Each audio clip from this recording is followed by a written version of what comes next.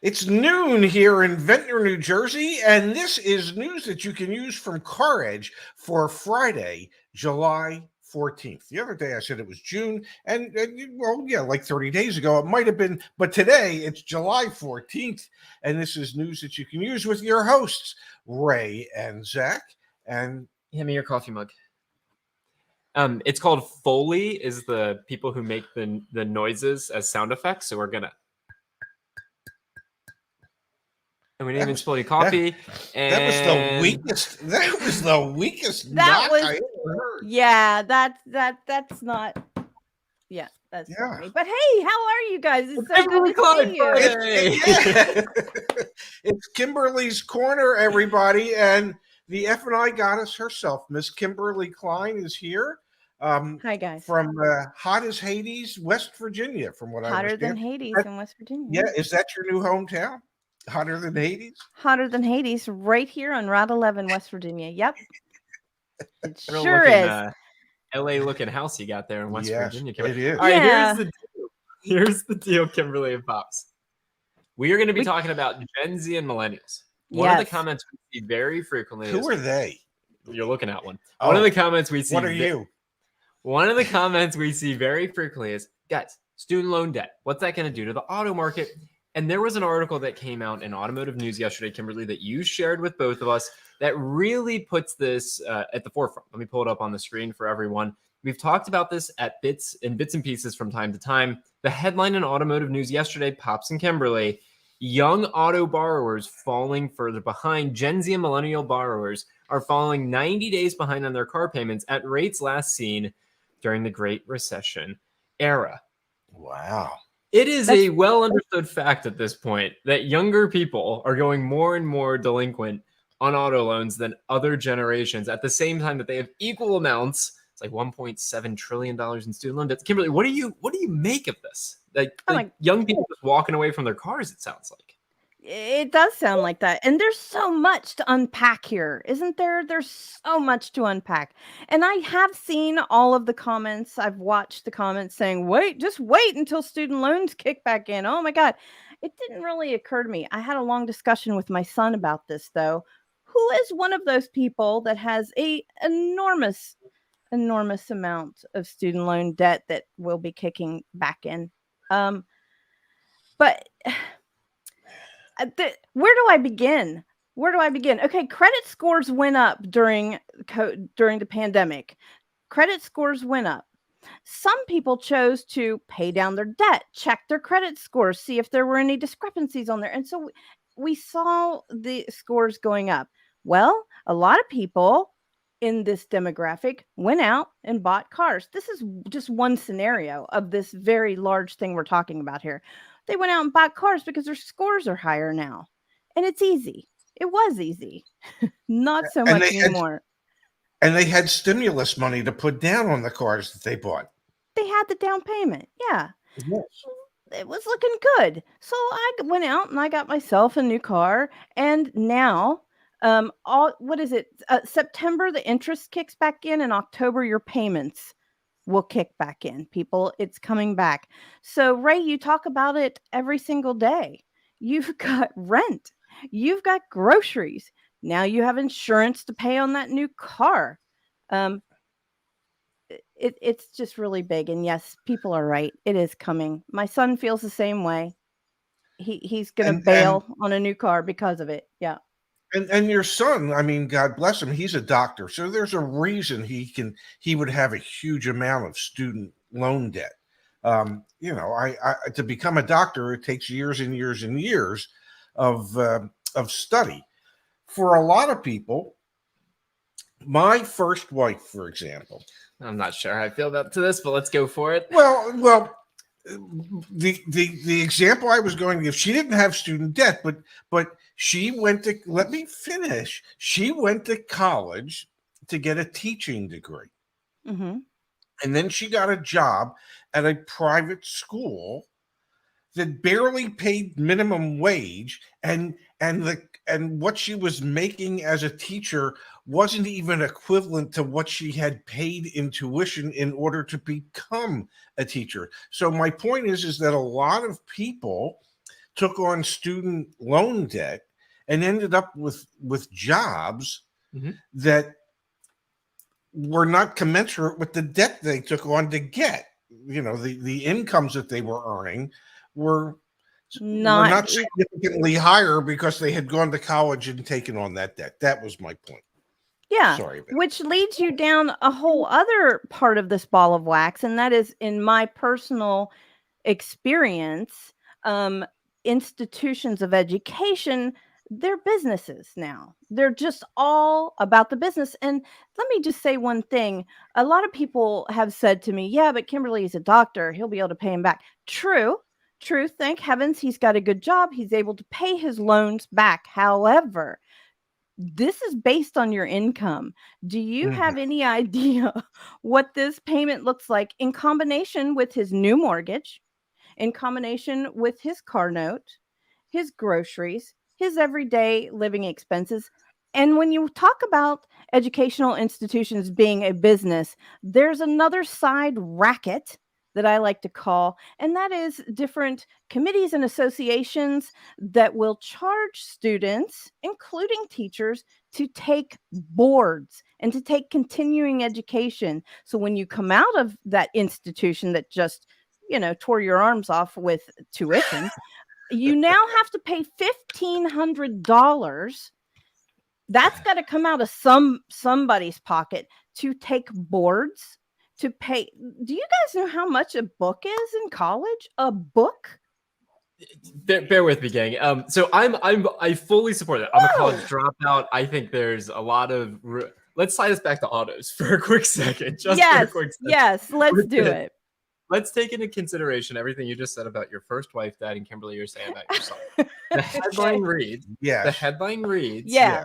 auto loan delinquency among that group of people. Kimberly, your son's age, my age, imagine your first wife, but this generation, Dad, young person right out of college, they are falling behind on their auto loans at a significantly higher rate than any other demographic. Yeah. And more than pre-pandemic times, more than Great Recession times, at Great Recession rates. Pair that with the fact that the amount of debt that they took on for college, which both of you have eloquently, and again, I vehemently agree with, it's egregious. It's insane how much college costs. Yes, absolutely. We can have a separate show called college. But you pair that with the fact that also what other debt went up significantly, and we're not going to talk housing on today's show, the auto loan, the share of $1,000 month payments. So you pair that all together. Have we not just taken out like an entire generation from buying another car and anytime soon, right? Their credit's going to be dinged, Kimberly. Their trading's going to be upside down. Like, this group needs the most support ever. And what are they getting? They're getting, okay, you got to pay back those student loans. But, which may I say that this group has probably gotten, and when I say this group, I mean the 18 to 29-year-olds.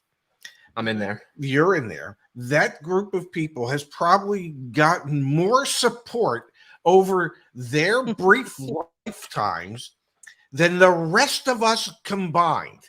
And that, I believe, is part of the problem, because we've always made it easy or easier for that group of people, the 18 to 29-year-olds. I mean, even if it just started with participation trophies for being in a little whatever. But my point is we didn't want to hurt their little egos, and so it's such a generalization. Oh God, we're going so sideways.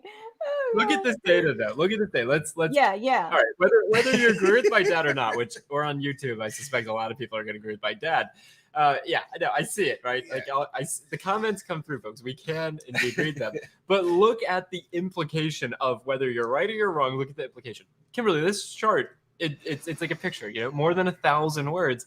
Look at the delinquency rate of younger borrowers versus the nation. I mean, it's double. Yes. Okay. So here's what I predict. Imagine I'm back in the I'm in the finance office at the dealership. Here's what I anticipate seeing in the fall. Okay, I anticipate people coming in that age range, and I'm going to say 18 to 39, in that age range, that are going to come in to the finance office, and trust me, I've already seen it. I got into this. I'm upside down. I'm in this loan. I need a lower car payment, Ray. Can you get me this car? And I need to be in a lower car payment. Now they've got they're upside down. They've got a high debt to income. Their score has gone down now as well. And the finance managers are going to work and work and work. But there are going to be so many people, Zach, where the sales manager is just going to say, no, you need to come up with 20 grand down. And that's what the issue is going to be for so many people that find themselves in the situation you just described, that they need to get into a cheaper car at a lower payment. And in order to do that, with all their negative equity, they're going to need to come up with cash down. And that's the one thing they don't have. If they actually had the cash, they'd be able to be making their car payments. Yeah. Okay. So they don't have the cash down to get themselves out of that situation. And, you know, I saw it 40 years ago, 30 Yes. years. It's been ongoing forever. And it's not just because of student loans. Yeah. It's because people get themselves too deep into debt because everything they look at is just a payment, okay, for $8 a month, $10 a month, $22, and they don't sit down and start adding up all those payments until they're in way over their heads. So I have a question, Ray. You and I saw this. We saw this often, daily maybe. We'd have a person, 2, 3 come in, be in that situation. Sometimes you'd have a week where you just, oh my God, everybody's like this. Ray, do you think that there will be a flood of people in this situation now compared to what you and I are used to seeing? Yeah, do you think it'll be exacerbated? Well, I think based on the statistics that we see in that article, absolutely. Because if the percentage of 18 to 29-year-olds being 90 days late or more is as high as it is, it's only going to get worse as we move forward, especially if they have to start paying their student loan debt. So I think we could, when we had weeks where it seemed like the only credit we dealt with was bad credit, I think there could be months where the only credit you're going to deal with at the dealership is bad credit, where you have people desperate to get out of the vehicle they're in and literally not in a position to be able to do anything about it. What's the... Oh, go for it, Kimberly. Well, you know what else I anticipate seeing is bankruptcies. I anticipate seeing bankruptcies in this demographic go up. We all know that student loans, not something you can typically write off in bankruptcy. However, Experian is saying, look, if you can prove a big enough hardship financially, sometimes you can get student loans wrapped in there. Not usually. And I anticipate seeing more bankruptcies. What is the soft landing from this situation? Because I think it's important for those that listen to the show to understand it's not all doom and gloom. Like there could be a soft landing here, because we're coming out of an environment where used car prices went sky high, new car prices went sky high, cash was flush, and now we're in, like, it's like anything, it's normalizing, it's reverting back to the way it was. Used car prices are starting to come down, maybe not retail, but the car you have in your driveway every day is losing more value today than it was yesterday because there's more and more downward pressure. New car prices finally starting to see some incentives come back. Things are normalizing a little bit, but that actually is putting even more hardship and burden on folks who are consumers. Truly the word consumer. They want to go get the next new thing. It's been 2 years in a car. I got to go get the new one. Are we not looking at an environment where a lot of people are just taking themselves out of the market? Like, what is the soft landing here to get the market churning again? Because that, you've always said this, Deb. You've always said the reason this whole credit-based system works is because people just keep spending. How do we get those people back in? Is it going to be the OEMs making cheaper cars? Is it going to be what Tesla's doing, just slashing prices? Like, how do we get a soft landing here so that things just kind of keep going nice and smooth? I don't want to be the bearer of bad tidings, but I don't think there is a soft landing. Really? I really don't. And the reason I say that is because in this country, we have encouraged everybody to assume and take on so much debt that a a large swath of people are just overburdened with the amount of debt that they've been able to accumulate, because for the longest period of time banks did not say no to anything, and now banks are saying no. Yeah. They're tightening lending guidelines. There's fewer and fewer lending institutions out there that you can even go to try and get a loan. Rates are higher than they've been in 20 years. So what's the soft landing? You're going to have people that need to get out of their cars that can't get out of their cars, that are suddenly out of the market. There'll be fewer and fewer people in the market.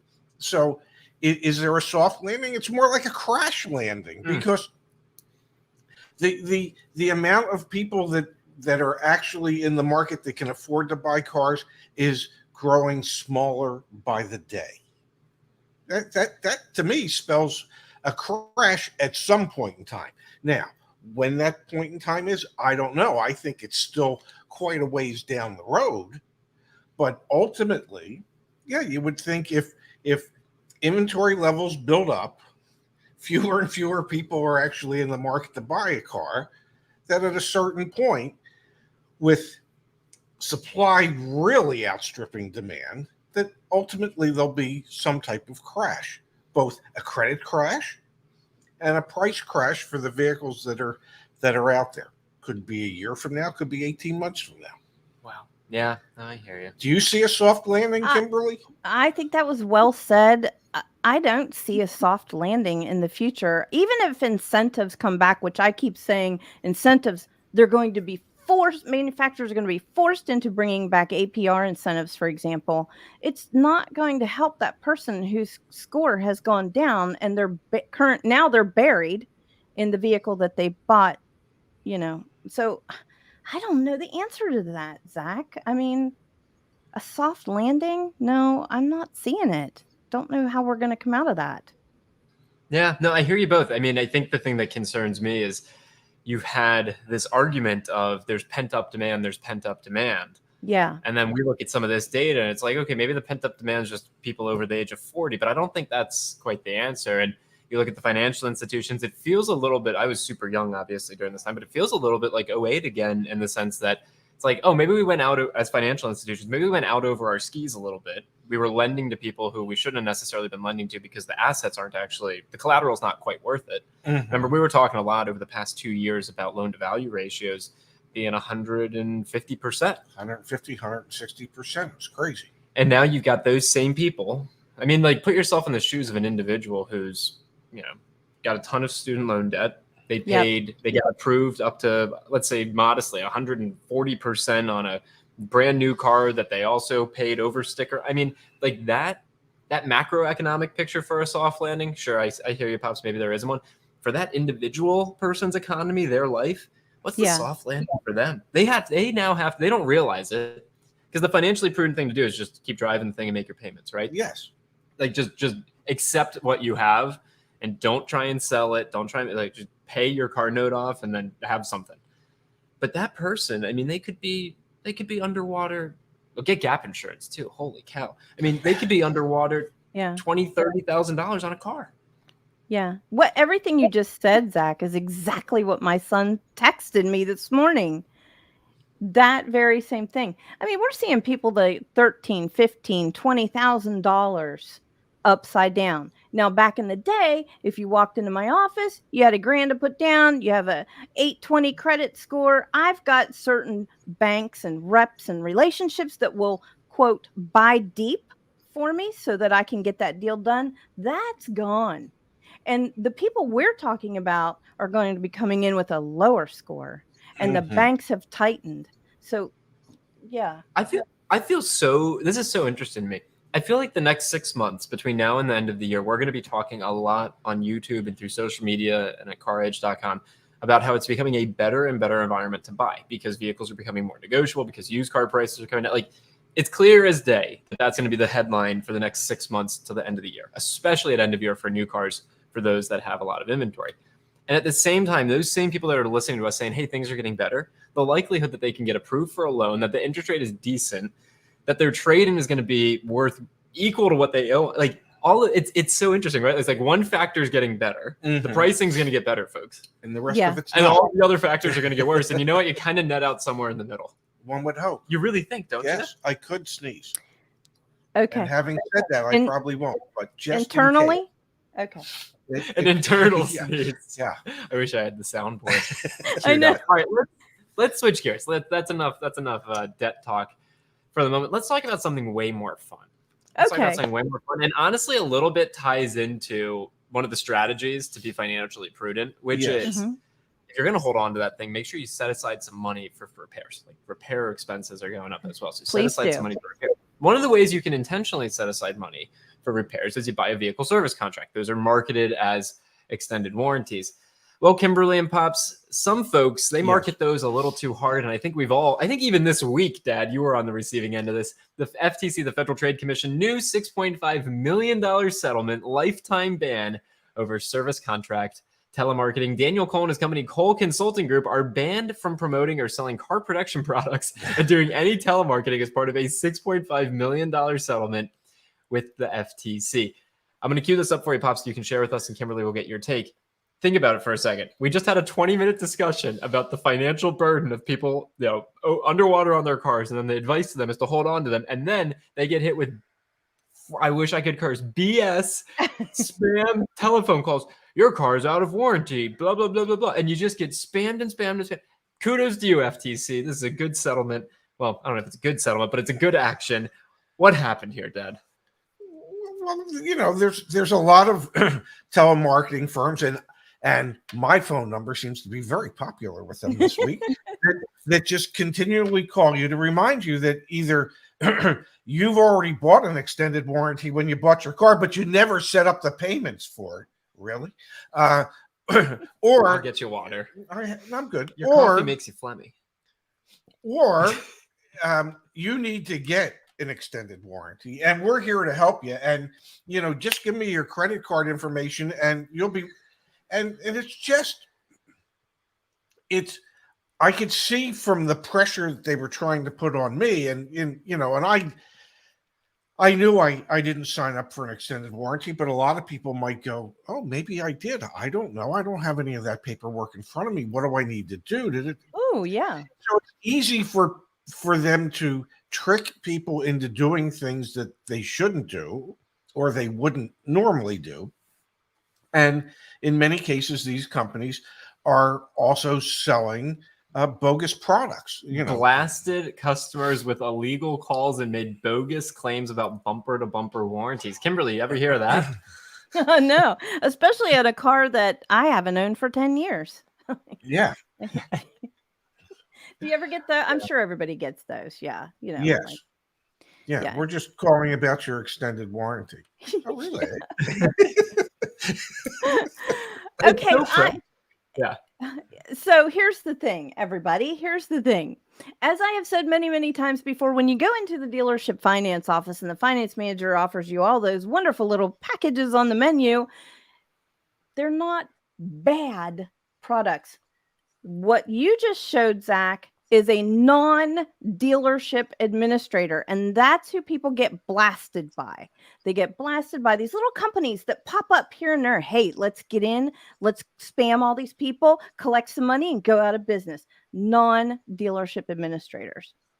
So if you're interested in a vehicle service contract or any other product, this is my opinion, stick with a dealership administrator. Work the finance managers at 5 different manufacturer dealerships, whatever you have, and tell them, hey, this is what I have, and I'm calling 4 other dealerships to get their best price, because it's up to the finance manager how much they mark them up. But these little companies, that I'm so glad to see that we all get hit with those lovely spam mailers and phone calls.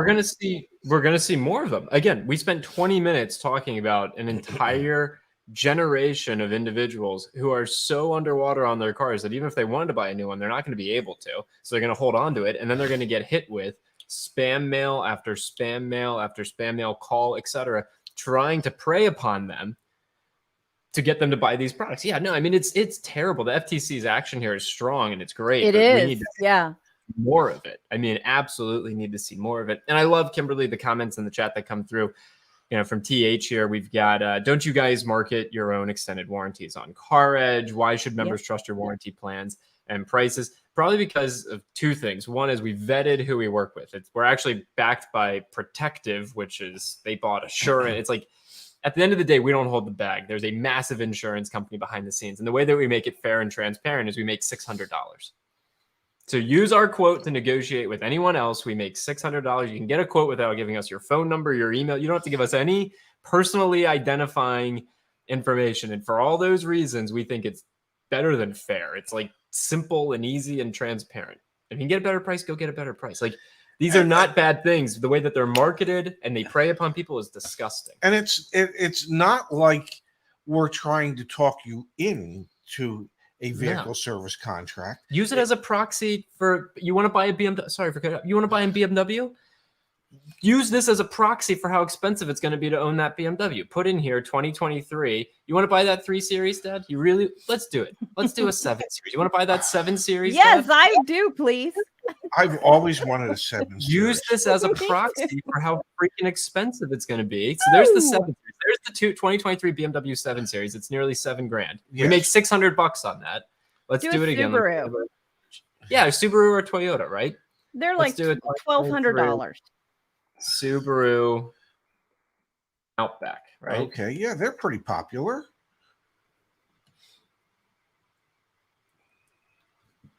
Whoa. $1,590.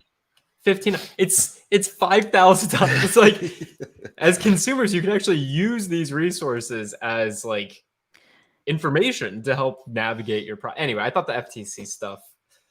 Go for it. Yes. Well, I love that FTC stuff, Zach. And as I was reading that article, it made me very happy, but it also made me see, man, if the FTC was just as strong in dealership finance offices as they were on these guys, but I was really, really happy to see that.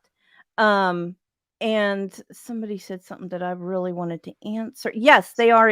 Supreme Plus is exclusionary. But again, it really comes back to, I want everybody to know, a finance manager is going to mark up a vehicle service contract anywhere from $1,000 to $3,500. I'm going to start at $3,500 first. And then if you buck at it, I'm going to come down, down, down, down, down. But it's $1,000 to $3,500. Zach, you said ours is transparent at $600. And it is through a dealership administrator. What does that mean? It means that it's being sold in dealership finance offices across the country today as we speak. Just with slightly more markup. All right, gang, let's do it. It's Friday. That means it's going to be wins time. I'll give you both a quick second to find your win. While you're doing that, I'm going to answer Angelo's question. Can someone tell me why every auto industry reporting channel uses flames in the title image of every video? I can help with that. It's the law. Angelo, it's actually mandated. It is YouTube law that you must. Okay. Is it really? And if we don't, then we are subject to time in jail. Okay. Jail, yeah. I don't want to go there. Wow, look at this. We've got from Wilkin. Your quote is $3,500 cheaper than a Toyota dealership. And you could use it at that dealership. I love this, guys. People, again, we sometimes take slack. Why do you guys sell extended warranties? Why do you guys do it all this? Because it's the sleaziest product in all of mankind. So let's make it less sleazy. Like, yeah, I love that. I absolutely love that. But you don't have to buy from us. Negotiate it with the finance manager. Negotiate that price with the finance manager, people. Negotiate it. Okay. And the truth of the matter is, we're never going to please everybody. Yeah, no, you're right. Okay, you're right. For those of you that want to keep taking shots at us for it, we're here. Hopefully we've proven, we're not going to go away. Okay, let us continue. What is our Friday wins? Pops, Kimberly, which one want to go first? I can go first if you'd like. Go for it. We were in Staten Island yesterday. Am I allowed to say the name of the dealership? Yeah, of course. Absolutely. Island Chrysler Dodge Jeep Ram. Next to their sister store, the Subaru dealership. Next to their sister store, the Subaru dealership on Highland Avenue. And they are so excited to have us come in there on August 12th to do our first CarEdge takeover. They are, being in Staten Island, to suggest that there's no land around the dealership for them to have cars. That would be an understatement. Yes. So they are so thrilled that we're going to be there helping them sell cars at pre-negotiated prices with no BS, no gimmicks, No fees, no the, add-ons. the price will be the price. It'll be fast, simple, and fair. And they're excited about it. And after having met with them yesterday, well, I was already excited, but I'm even more excited about it, and looking forward to helping them move the metal. Yeah, they desperately. I don't want to say anything that's derogatory, but like they need help selling cars. It's a Chrysler, Dodge, Jeep, Ram dealership. We've been documenting this nationwide. There is a humongous surplus of inventory, and they Yes. have it, and they're feeling it. And so they allowed us to come in with our spreadsheet and say, here's your inventory. Here's what we want the prices to be. Here's the experience we want to have day of. And they agreed. And the prices are data based. I mean, Mario goes through all the data to come up with what would be a fair price. Now, will it always necessarily be the lowest price? Not necessarily. It will be a very, very fair price because, well, the dealership's there to make money. I bet you it ends up being the lowest when you factor in the fact that it doesn't have all the fees that are added on. Well, yeah, when there won't be all the crap added. Yeah, exactly. Yeah. So just know that they're going to be extremely fair pricing.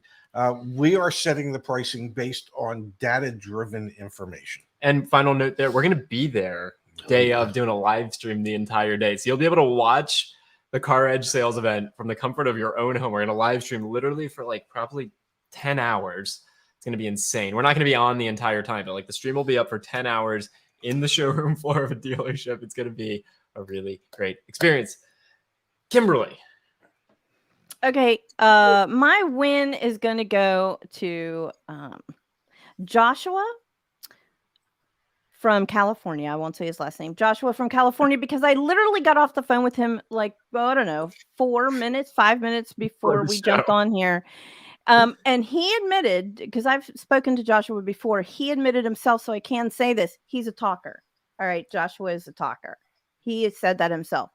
He called this morning just to tell us thank you. Just to say thank you to Ray, to Zach, to the entire CarEdge team for the resources that we put out to genuinely help people. You guys, it was such a wonderful call. I really, really, what a great Friday win. He got himself a Subaru in California. He used our resources, the data. And so, yes, I told him I'd give him a shout out. Joshua, great job. And I'm so glad you got a lot of benefit from CarEdge. And Joshua, thank you for letting Miss Kimberly Kline go with enough time to hop on the show. We appreciate it. My Friday win is going to be over on Google. So we have a Google page. You can see it right there. Yeah. On earlier this week, we had something like 50 or so reviews on our Google page. And I posted a message on the community forum and we got a lot of support. And we're up to over 1,400 5-star reviews over on Google from folks that have gotten value out of CarEdge, whether it be the videos, the forum, the website, the car search. My Friday win is the fact that we've been able to help so many people, the fact that we are on the right side of this industry, the side that's trying to pursue transparency, fairness, and efficiency. Couldn't be more proud of what we're doing. And I can't wait to see 14,000 reviews on there and still helping people. I know you've got a show in 10 minutes, so let's jump through really quickly. We had some contributions come in from Core Guy. Yeah. My birthday is tomorrow. What's the best car to go underwater with, Pops? Maybach. All right, you get it yourself a Maybach. Kimberly, how do you say it? I don't even know what you're talking. What? What? My dad is right. They do speak like an anvil. What do you? Yeah, I don't know what you're. Super fancy Mercedes. Yes. Core Guy, happy birthday from us to you. Enjoy your birthday tomorrow. Happy birthday. Fellow July birthday. Joe with a contribution here. We appreciate it.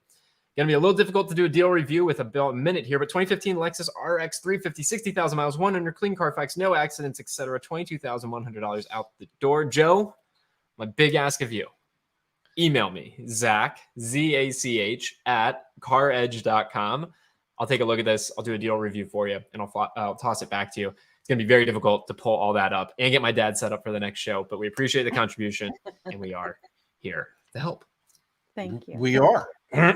Something like that. Are we back here tomorrow? Pops and I will Tomorrow be night? live tomorrow night. We're doing Oh. a Saturday night show. Kimberly's got the weekend off, which she much deserves. We'll be back on Monday Yeah. on the Ranzac channel, live from Charlotte. Round Yes. 2, we are flying to Charlotte on Sunday to hang out with Brandon from Car Questions Answered. Oh, So fun. stay Well, we tried to fly there last Sunday, but and our we're- flight got canceled. Yeah, but we're doing it Yeah. earlier in the day so that we shouldn't be impacted by storms. So we're doing it again, ladies and gentlemen. We're That'll going to be fun. Charlotte, everybody. It'll be really Woo! fun. It'll be really Yeah, fun, it will Kimberly. be. It really, really will be. And I would say, core guy, no vehicle is worth getting underwater on. Don't do it. Thanks for having me, you guys. Happy Friday, Kimberly. Happy Friday, Pops. Everyone enjoy your upcoming weekend. Stay safe. Don't drink and drive. That's going to be my new thing. Okay. Ever since Oh, 4th of okay. July, don't drink and drive. It's not worth it. Enjoy the weekend, Kimberly, and we'll see y'all back here tomorrow. Yes, and You I'll too. see some of you over on CarEdge Unplugged at 12:45.